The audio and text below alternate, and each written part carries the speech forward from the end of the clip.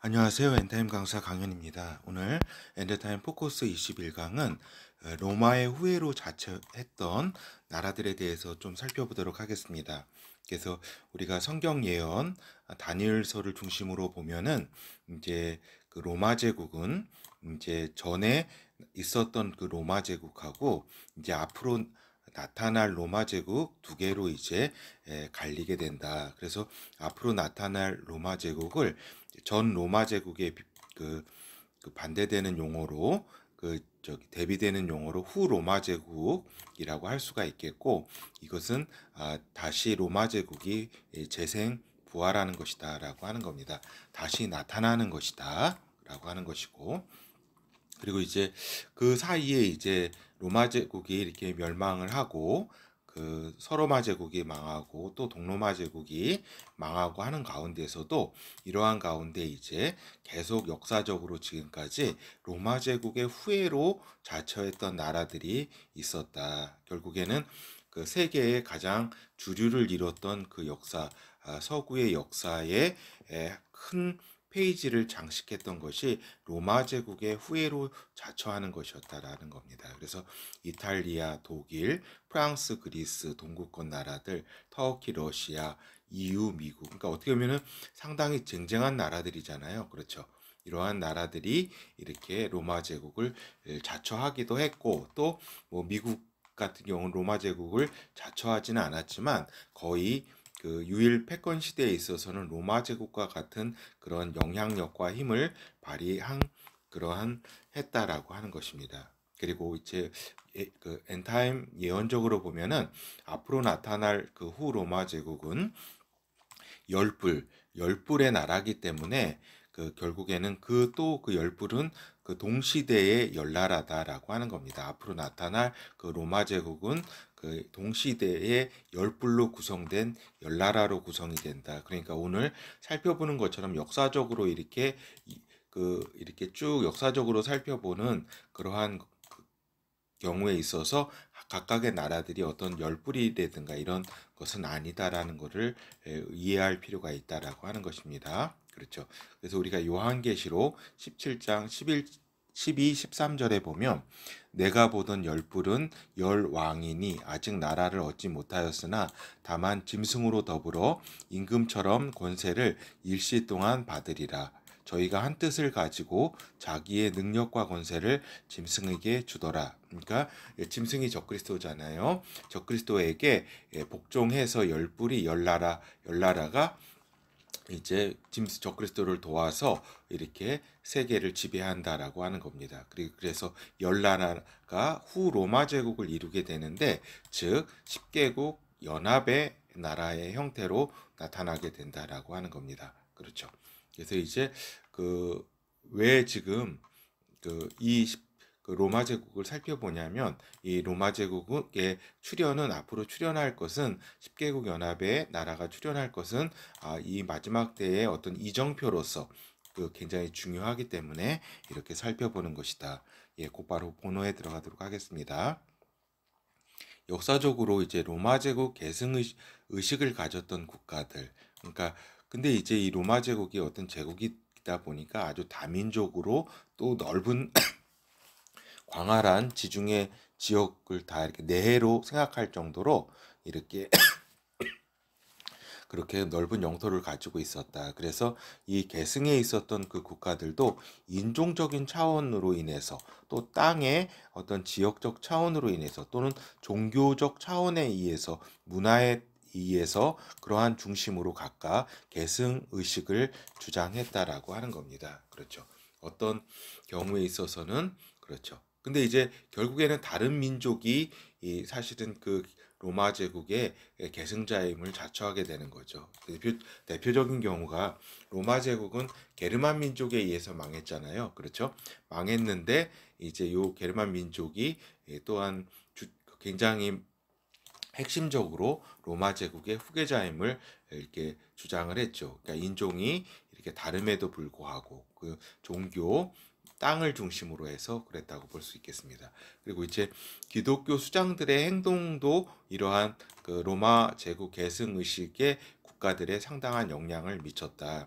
그러니까 자신들을 기독교 이제 수장들은 뭐예요? 교황과 총대주교 아니에요? 그 동방교회 그런 경우에 있어서 이제 로마라는 나라 제국과 기독교는 거의 하나로 존재했기 때문에 이러한 양상이 나타났다. 그러니까 자신들을 로마의 정통성을 계승하고 부여하는 존재로 여겼다라고 하는 겁니다. 기독교 수장들이 교황이라든가 총대 주교 등이 이러했다라는 것이고, 또 이제 이러한 로마 제국 계승 의식에 있어서는 각각의 그 나라들이 이 국가들 자신의 권력의 정당성을 로마 제국의 후계자를 자청함으로써 세우고자 했다라고 하는 겁니다. 그러니까 자신의 어떤 그 정당성, 그 나라의 어떤 그것을 로마 제국의 후계자를 자청했기 때문에 그걸 함으로써 모든 것에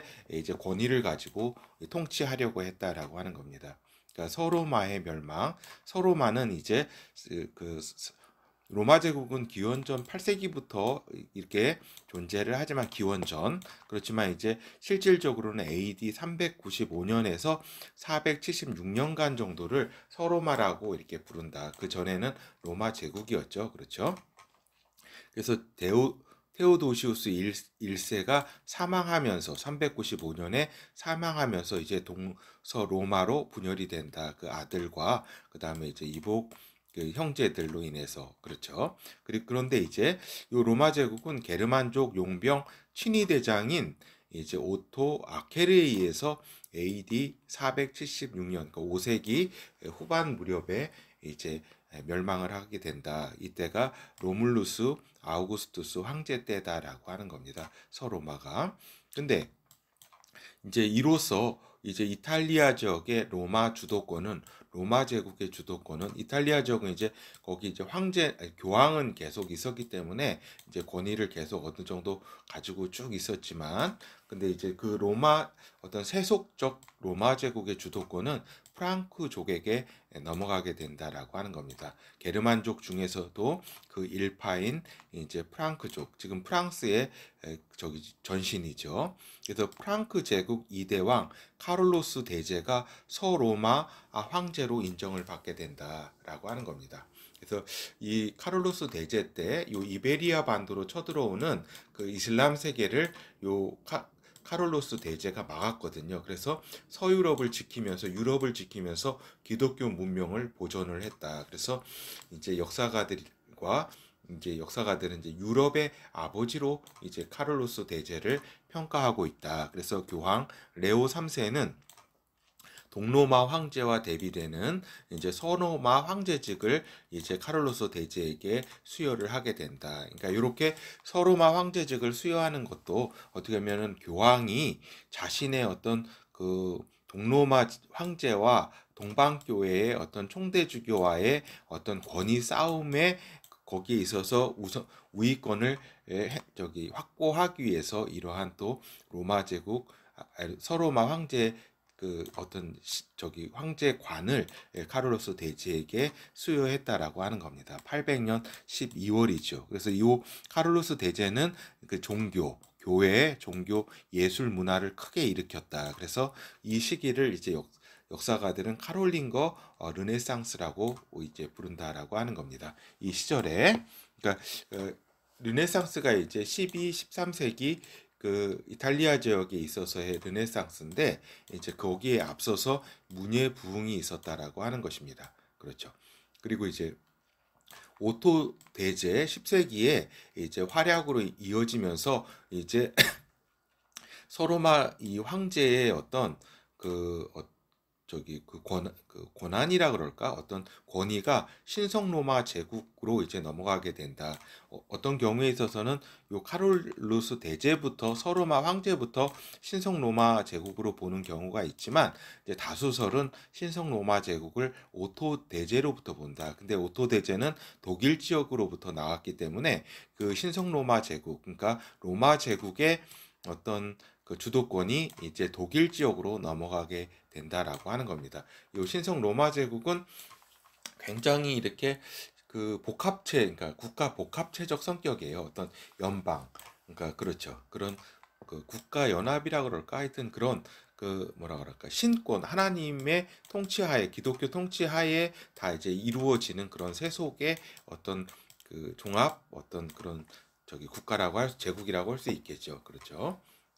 그래서 이제 동로마가 이제 멸망을 하게 된다. 동로마는 1453년에 이렇게 망하게 되는데 이제 오스만 제국에 의해서 멸망하면서 이제 동방교회의 주도권이 그때 코스탄티노플에 있었던 동방교회 주도권이 이제 오스만 치하에 있던 그리스 정교회가 이제 정교회로부터 러시아 정교회로 그 주도권이 넘어가게 된다는 겁니다. 즉 그리스 정교회는 이제 오스만 제국에 굉장히 협조를 잘하면서 생존하게 된다라고 하는 것입니다. 그리고 러시아, 동유럽, 세르비아, 불가리아, 루마니아 등 또 오스만 투르크 등으로 로마 제국의 이 동로마가 망하게 되면서 이러한 로마 제국 후계의 각축이 이제 활발하게 벌어지게 되는 것이다 라고 하는 것입니다. 그래서 이제 제3 로마를 이제 자처했던 국가들에 대해서 이렇게 한번 우리가 살펴보는 겁니다. 그러니까 이탈리아는 이제 어때요?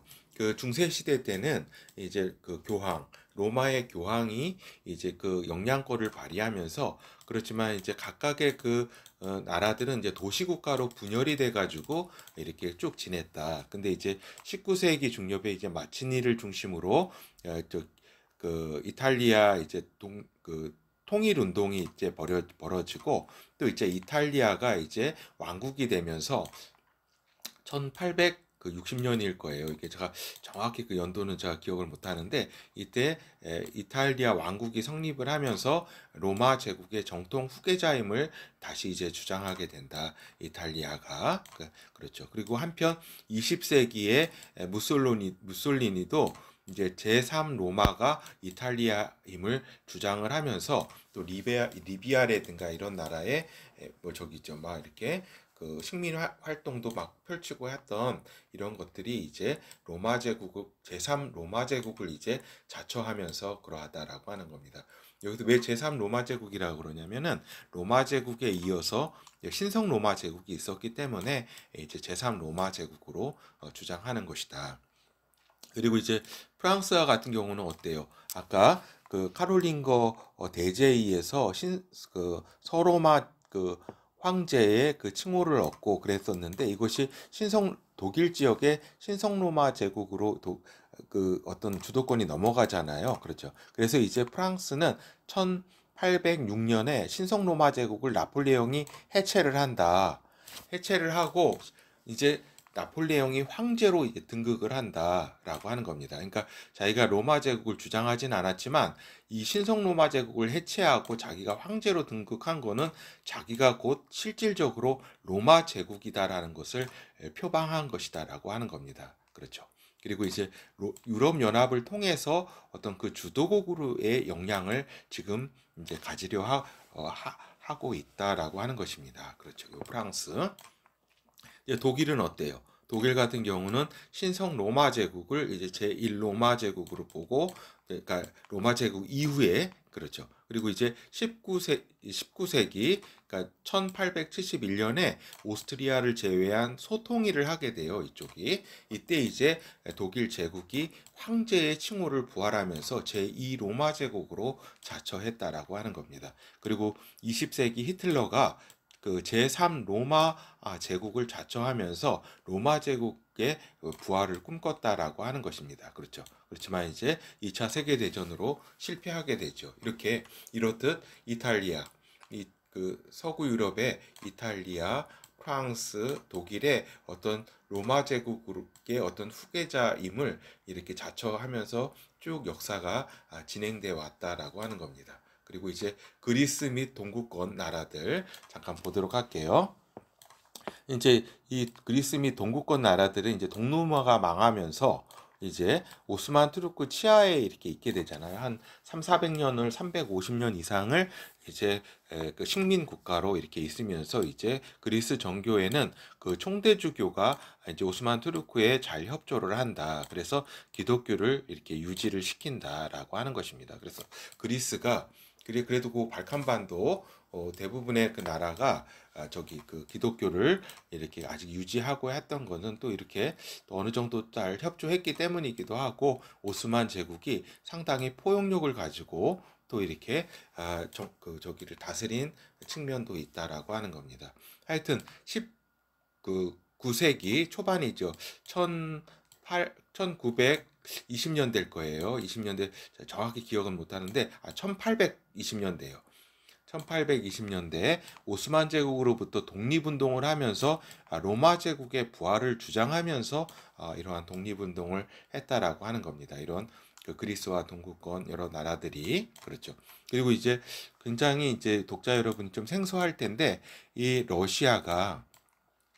러시아라는 나라가 이제 상당히 그 로마 제국의 어떤 후계자임을 상당히 자처했던 기간이 상당히 길다라고 하는 겁니다. 그러니까 이반 3세가 제3 로마로 이렇게 부르며 후계자로 자처했다. 동로마가 망하게 되면서 이제 러시아가 이제 자기가 이제 제3 로마다. 그래서 이 로마노프 왕조가 이제 상당히 그 저기죠. 그 자신들이 진짜 로마 제국이라고 생각을 이렇게 진짜 했다라고 하는 겁니다. 그래서 동로마, 이제 그런데 어떤 걸 또 주장하냐면, 그렇죠. 동로마 제국 최후의 황제가 이제 코스탄티노스 11세인데 이 11세의 조카 딸과 이제 결혼을 했다. 이반 3세가. 그러니까 소피아 팔레올로기나, 그렇죠.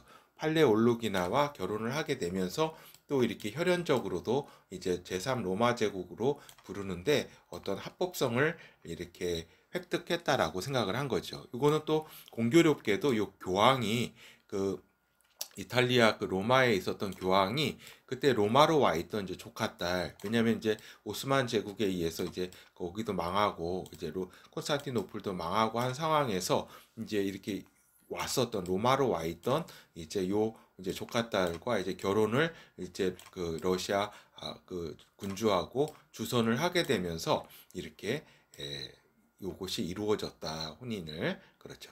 그러면서 어떻게 보면 교황이 자신의 또 힘을 이렇게 그런 속셈이 또 있었죠. 그렇죠. 그 영향권 하에 두고자 했던 거죠. 어떻게 보면은. 그렇게 종교적 혈연적 연관성을 주장하게 되는 것이다. 그러니까 기독교 문화를 가지고 또 이런 혈연적인 이러한 결혼의 관계라든가 이런 걸 통해서 짜르라고도 이제 명칭도 이제 바꾸고 하면서 이제 황제로서, 로마 황제로서 이제 이 로마노프 왕조 자신들을 이렇게 인식을 했다라고 하는 것입니다. 근데 이제 그리고 또 동로마 유민들을 적극적으로 러시아가 받아들였다. 동로마가 망했을 때. 그러니까 저거랑 비슷하죠. 그러니까 이제 발해가 망했을 때 이제 고려가 이런 유민들을 다 이렇게 받아들이면서 어떤 그 후계자를 또 그 민족의 그 저기 큰 저기의 후계자로 자처하는 것과 좀 비슷한 거죠. 그리고 이제 19세기에 이제 크림 전쟁에 있어서도 이제 투르크와 싸웠던 그러한 전쟁에 있어서도 로마의 후계자로서 영토 회복 개념을 가지고 이렇게 임했다라고 하는 겁니다. 이제 그 뒤에 이제 20세기 초반에 소비에트 연방이 형성되면서부터는 로마와의 연계성을 주장하지는 않는다라고 하는 겁니다. 왜냐하면 소비에트 연방은 공산주의잖아요. 공산주의이기 때문에 로마하고는 이건 이제 끊었다. 그래서 쌍두 독수리가 이제 문양이었거든요.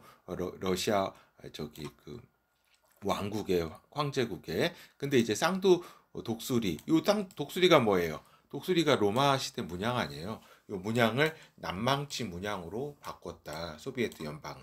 그러나 이제 다른 나라를 정복하면서 정신적 자부심을 그러나 가지고 있었다. 근데 지금 이제 소련이 망하고 이제 러시아 연방이잖아요. 지금 이 러시아 연방은 그 로마 제국의 후계자임을 내심 자처하고 있다. 그래서 쌍두 독수리 문양도 다시 회복을 시키고 지금의 여러 저기 그 푸틴은 지금 그 슬라브 민족의 어떤 영광을 이제 꾀하고 있는 걸 표방으로 하지만 더 깊숙이는 로마 제국의 어떤 그 후계자로서 이러한 이제 생각을 가지고 있다라고 하는 겁니다. 그리고 그러한 그 어떤 개념 속에서 이런 우크라이나 전쟁도 그러한 다 이제 자신들이 어떤 그러한 이런 역사적 어떤 맥락에서 이렇게 추진하고 있다고 우리가 볼 수 있겠습니다.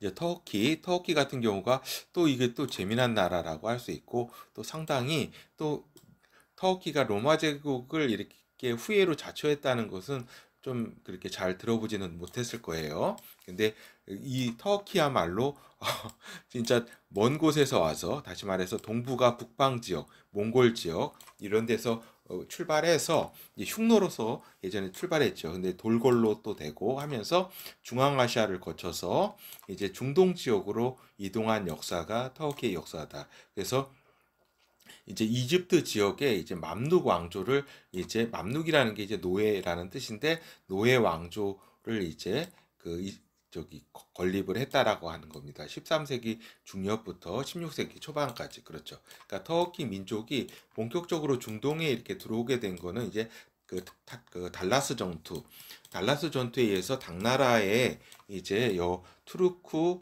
그 다음에 여기 그 아랍 연합군이 이기게 되거든요. 그러면서 싸움을 잘하는 걸 통해서 이렇게 이 투르크 민족들을 이 중동 지역으로 이제 많이 초대를 해서 용병으로 처음에는 많이 들어왔었고, 이제 나중에 이제 본격적으로 이제 힘이 강한, 싸움을 잘하니까 터키가, 원래 투르크 민족이 싸움을 잘하기 때문에 이쪽에 와서 이렇게 소아시아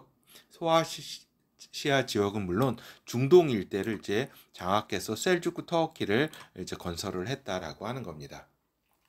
그리고 이제 소아시아 지역에 이제 거기에서 셀주크 터키가 몇 개의 터키, 그러니까 그 자치국을 왕국으로 후국으로 이렇게 다스렸는데, 여기 소아시아 지역에 있는 셀주크를 룸 셀주크라 그랬어요. 이게 룸이 로마거든요. 로마 셀주크라고 이렇게 했는데, 이렇게 보듯이 로마의 후계자로도 자처했음을 쉽게 알 수 있다라고 하는 겁니다. 그 명칭으로도. 그러면서 이제 룸 셀주크 지역에서 또 이제 오스만 투르크가 이제 발흥하게 되는데, 오스만 1세 13세기 말이죠. 1299년일 거예요. 이때 이제 오스만 투르크를 이제 건립을 하죠. 그러면서 이제 메흐메트 2세 때 이제 동로마 제국을 1453년에 이제 멸망을 시킨다. 그러면서 메흐메트 2세는 로마 황제를 칭하게 된다. 카이저 룸. 그러니까 룸이 이제 로마니까 로마의 황제, 카이저가 카사르잖아요. 짜르, 카사르. 뭐 이런데 이제 카이저를 이제 황제를 자청하게 된다. 이게 결국 그러면서 이제 뭘 주장하냐면은, 그 전에 자신의 선조 오스만의 2대 군주 오르한이 동로마 요하니스 6세의 딸과 결혼했다. 이 사실을 들어서 이때 동로마 제국 간의 혈연적 연관성을 또한 주장을 하게 되는 것이다. 땅에 대한 연관성뿐만 아니라 혈연적 연관성을 그러니까 러시아하고도 좀 비슷하죠. 러시아가 주장했던 거. 그 다음에 슐레이만 1세 때 16세기 초중반에 이제 전성기를 맞이했다라고 하는 겁니다. 이 이슬람 이쪽에서 요 슐레이만이라는 이름, 이런 건 뭐냐면은, 요게 이제 솔로몬 왕이잖아요. 솔로몬 왕 할 때 유다 성경에서 다윗의 아들, 그것처럼 이제 슐레이만이라고 이렇게 하는 것도 다 성경 그쪽 이제 그런 종교적 배경 하에 이러한 이름도 다 짓고 했다라고 하는 거죠. 하여튼 오스만 제국의 군주는 이제 칸과 술탄과 카이저 황제 세 지위를 하늘에서부터 인정받은 유일한 통치자로서의 정체성을 가지고 있었다라고 하는 겁니다. 이 칸은 뭐예요? 하늘의 아들 아니에요. 동방, 여기 동부가, 그렇죠? 칸. 우리가 당군이라고 하잖아요. 당군에서 유일한 단, 군에서 이 군을 우리가 한자로 이걸 차용하지만 원래 칸. 이게 하늘의 아들이라는 거죠. 칸.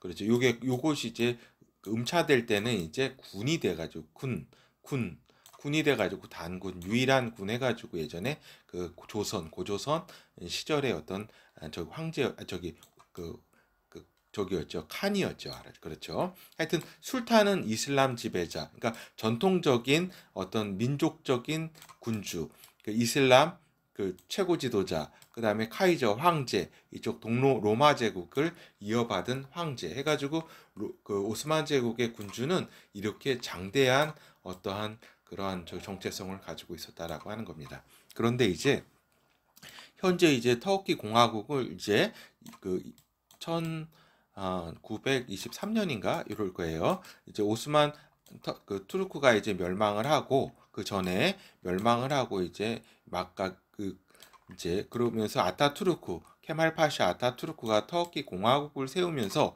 이제 요 입장은 민족주의적 입장에서 이제 그소 투르키즘 이제 소아시아 지역만의 민족 저기를 했기 때문에 터키 공화국 건설로 인해 가지고 이제 로마와의 연관성을 주장하지는 않았다라고 하는 겁니다. 이게 저기랑 비슷하죠. 소비에트 연방 러시아에 있어서는 그 공산주의이기 때문에 그렇다 거기는. 그리고 여기는 이제 민족주의적 관점을 가지고 있었기 때문에 이제 이런 로마 제국의 어떤 그런 것을 다 이렇게 주장하고 이러지는 않았다. 오스만 제국과는 다르게. 왜냐면은 그 로마 제국이라는 것은 다민족 국가, 그다음에 넓은 영토 이런 거를 저기잖아요.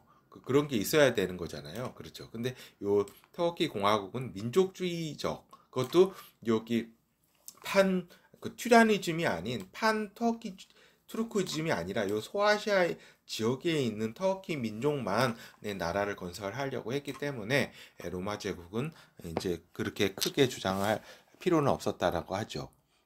그리고 이제 앞으로 이제 터키가 이제 땅의 개념을 중심으로 해가지고 이제 로마 제국의 후예로 주장할 가능성이 있다라고 하는 겁니다. 이제 지금 그 그리스하고 이제 한판 저기 할 텐데 조만간에 하여튼 로마 제국의 후예로 앞으로 주장하게 될 것이다라고 하는 겁니다. 왜냐하면은 지중해권으로 이제 나가야 되거든요. 유일하게 이제 터키가 나갈 길이 지중해밖에 없다라고 하는 겁니다. 지금 그렇기 때문에 반드시 로마 제국의 후예를 주장하면서 나가게 될 것이라고 우리가 예측할 수 있다라고 하는 겁니다. 그리고 이제 로마와 연관해가지고 EU 이제 유럽 연합이죠. EU는 이제 지금 27개의 회원국과 4억 5천만 명. 처음에는 이제 1951년 파리 조약에 의해서 유럽 석탄 철강 공동체 그렇죠.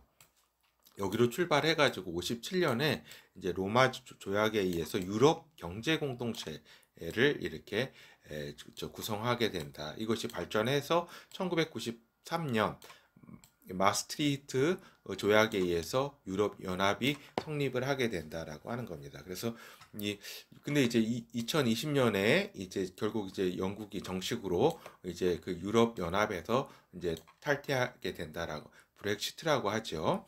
탈퇴하게 되는 거죠.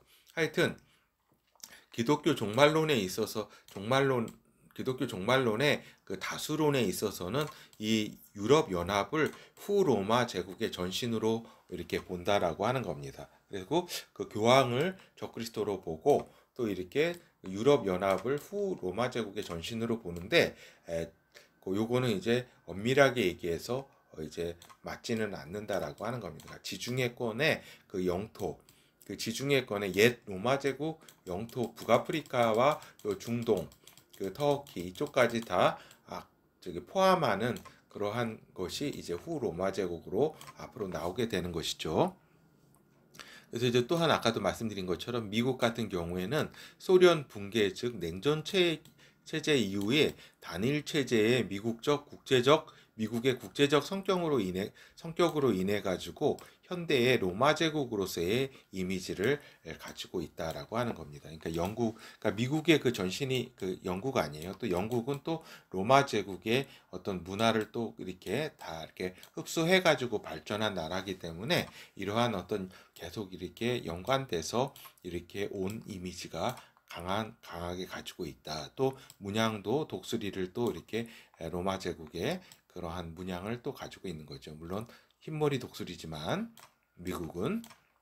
그리고 이제 로마 카톨릭 이 교황이 또 이제 로마 제국이 기독교화 되면서부터 종교 권력의 정점에 있었고 이후에 세속적 권력과의 경쟁에서 우위에 있었던 것이 이전에 근대 이전에 그 로마 교황의 이제 모습이다라고 하는 겁니다. 그렇죠. 그래서 개혁교회를 이제 중심으로 해가지고 아까 방금 말씀드린 것처럼 로마 교황을 적그리스도 보는 시각이 지배적이다라고 하는 겁니다. 그러나 이제 교황은 엔타임 때 종교 통합을 통해서 적그리스도에게 종교를 바치는 역할을 하게 될 인물이다라고 하는 것이지 적그리스도는 아니라고 여러 번 말씀을 드렸습니다.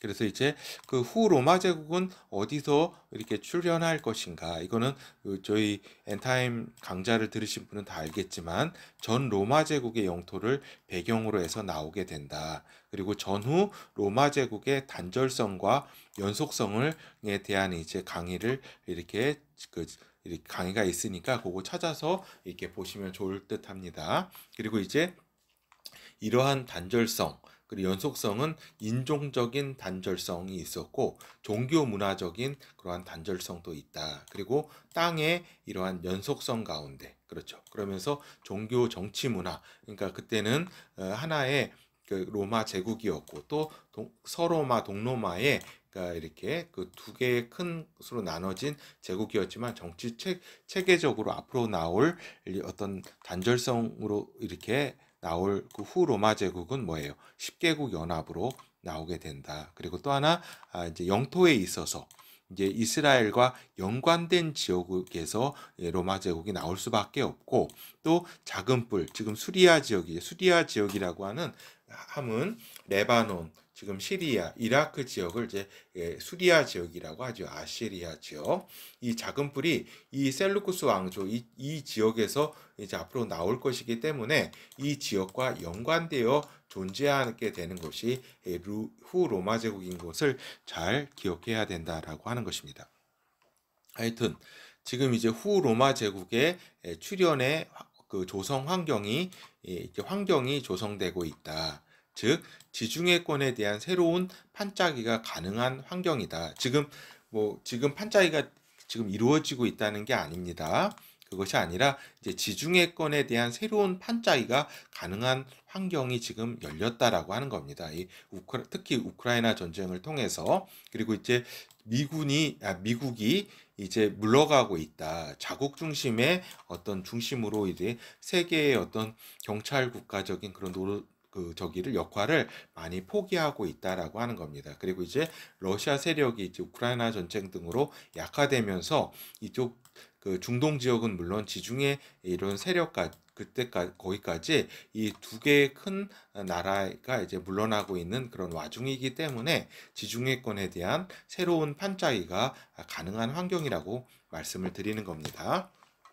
그리고 이제 유럽이 이제 그 분열되고 있다라고 하는 겁니다. 그러니까 특히 우크라이나 전쟁 등으로 여러 이해관계도 바뀌고 하면서 특히 이제 남부 유럽 중심으로 관계가 이제 그 위쪽하고는 이제 에너지 문제라든가 이런 것이 또 향후 그 해법이 다르거든요. 그렇기 때문에 이러한 이제 분열 등이 가속화되고 있는 것이 이러한 환경을 조성하게 되는 것이다라고 하는 겁니다. 그래서 당장 지금 물론 판짜기가 이루어진다는 게 아니라 거듭 말씀드리지만 환경이 조성되고 있다는 것이죠. 그래서 터키의 에너지 수송의 역할이 이제 강화될 것이고 단기적으로는 이제 그리스와의 영해권 분쟁이 이제 왜냐하면은 이제 에너지 문제가 이제 저기 하니까 이제 굉장히 중요한 문제로 떠오르기 때문에 그 바다에 이제 있는 그 키프로스라든가 있죠. 거기에 대한 어떤 그 지역권 영해 그런 어떤 자원 전쟁의 그런 양상을 띠면서 이러한 그리스와의 이제 이런 분쟁이 이제 제가 볼 때는 한 내년 정도 때 그리스와의 한번 분쟁이 일어날 것 같습니다. 그렇죠. 그렇게 분쟁이 또 일어나고 하면서 그것이 해결되는 과정에서 또한 이러한 그 지중해권 그 열불이 탄생할 수도 있다라고 이렇게 하나 추측해 볼 수가 있는 거죠. 그리고 또한 이집트의 영내 역할이 지금 상당히 확대되고 있다라고 하는 겁니다. 그러니까 이 중동 지역에 힘이 빠지면서, 그러니까 이 큰 미국과 러시아 세력이 빠지면서 이제 그 터키와 또 이런 그 이집트 이런 또 사우디아라비아 이런 그 나라들 간에 지금 어떤 그 저기죠. 향후 리더 역할에 대한 그러한 이제 활발한 어떤 경쟁이 있는 거죠. 그리고 이제 중국의 지중해권 진출의 한계를 이제 드러내고 있다. 그러니까 얼마 전까지만 해도 1대1로 통해 가지고 저 아프리카까지 아프리카, 유럽 저 끝까지 이제 중국의 영향력을 확대하려고 했는데 이제 코로나 사태라든가 이걸 통해서 유럽에서는 이미지가 벌써 끝났고 그다음에 중동 지역도 상당히 속으로는 싫어한다. 물론 지금 시리아하고 아니 시리아가 아니라 사우디아라비아하고 이제 얼마 전에 한 2주 전에 이제 만나가지고 여러 가지 협력을 이렇게 하기로 했잖아요. 그건 이제 또 다른 차원이고 그거는 이제 미국과의 그런 이제 사우디와 이제 사이가 멀어지면서 힘이 조정되는 단계이고 중국은 이제 이쪽에 그 여기 동부가 대만 동부가 이쪽에 이제 힘을 그 투사하기도 힘들다. 지금 이제 그 인도하고도 그 국경지대에서 지금 약간 좀 뭐라 그럴까 시비를 거는데 지금 중국이 그럴 처지는 아니다라고 하는 겁니다. 그리고 이제 그 북악 아프리카 중동 나라에서의 난민이 한 10년 정도 2011년 그 아랍의 봄부터 해가지고 그 남부 유럽으로 상당히 많이 이제 들어갔다. 이런 것들이 이제 후로마 제국의 어떤 정서들 그런 거를 다시 불러일으키면서 지중해권에 대한 새로운 판차기가 가능한 환경으로 열리고 있다라고 하는 겁니다. 그렇죠. 그래서 이제 또한 지금 이제 글로벌 합정 연행의 이제 과정에 있는 거 아니에요, 지금. 그렇죠? 이제 브릭스라든가 또 여러 가지 저기 그 동북아 이쪽 지역의 어떤 연대라든가 여러 가지 이제 글로벌 합정 연행이 이제 활발하게 이루어지면서 지중해권의 새로운 정체성에 대해서 다시 한번 자각하는 그러한 시간이 오게 될 것이다. 그리고 역사적으로 아까 말씀드린 것처럼 이탈리아, 프랑스, 독일을 비롯해서 그리스, 뭐 각종 그러한 그 주체들 이런 주체들이 로마 제국의 어떤 후계자로 자처한 만큼 러시아도 그렇고 그 터키도 그렇고 그렇기 때문에 다시 한번 지중해권의 정체성을 자각하게 되면서 이쪽으로 힘을 모으려 할 것이다라고 하는 겁니다. 이제 결론을 말씀드리면 로마 제국 계승 의식을 통해서 역사적으로 여러 세력들이 자신들의 왕권, 황제권의 정통성을 확보하려 했다라고 하는 것입니다. 그렇죠. 그리고 역사상 가장 강력했던 제국, 이 로마 제국이죠. 그러니까 현대 이제 사회도 이제 로마 제국의 문화에 기반했다 해도 지나친 과장은 아닐 것이다. 왜냐하면 서구 사회가 이제 그 어떤 근대화를 하면서 이제 그 세계 글로벌 문화를 주도하게 되고 근데 이 서구 중심 문화가 그 기반을 그리스 로마 제국으로 그 가지고 있기 때문에 이 로마 제국의 그 문화가 지금까지도 전 세계를 장악하고 있다라고 봐도 지나친 것은 아니다 할 것입니다. 그래서 하여튼 새로운 지중해권 연대의 환경이 조성되고 있는 환경이 열리고 있다라고 하는 겁니다. 그렇지만 이제 아직 현실화되지는 않았죠. 그렇지만 이런 것을 우리 독자님들은 염두에 두어야 한다. 근데 이것이 그냥 주장하는 것이 아니라 성경 예언을 바탕으로 해서 우리가 이렇게 바라보고 있는 것이다라고 하는 겁니다. 그래서 엔타임적 국제 분석에 있어서 가장 중요한 것은 열불의 나라, 즉 10개국 연합의 출현이 가장 중요한 포인트라고 말씀드린 바 있습니다. 그래서 10개국 연합이 출현하면서 뒤를 이어서 적그리스도가 출현하기 때문에 이 10개국 연합의 출현이 하나의 큰 이정표라고 여러 번 이제 수도 없이 말씀을 드렸습니다. 알겠죠? 그래서 이렇게 볼 때에 오늘 이제 역사적으로 오늘 그 로마 제국의 후예를 자처했던 그러한 이제 나라들에 대해서 좀 살펴보는 기회를 가졌습니다. 감사합니다.